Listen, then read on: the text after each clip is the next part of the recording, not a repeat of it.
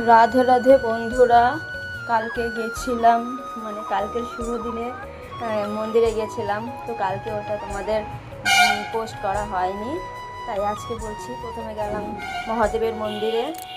তো মহাদেবকে দেখতেই পাচ্ছ, আমার মেয়েরা নমস্কার করে নিচ্ছে। তারপর গেলাম গোমাতাদের কাছে, ওখানে আমার হাজব্যান্ড গোমাতাদের রুটি খাওয়াচ্ছিল। তারপরে এই দেখো, এই গোমাতাটি মানে কেউ সামনে গেলেই একদম মাথা বের করে সামনের দিকে চলে আসে।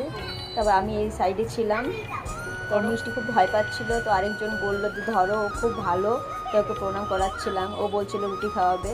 তারপর যে নরসিংহ ভগবানের মন্দিরে সবাই চলে আসলাম, সবাই নমস্কার করলো। এই দেখো মন্দিরটা দর্শন করো।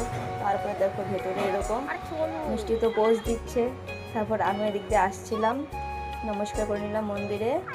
এই দেখো একদম ভিউটা আকাশে, মনে হচ্ছে কৃষ্ণ বাসিনী দাঁড়িয়ে আছে, একদম মেঘটা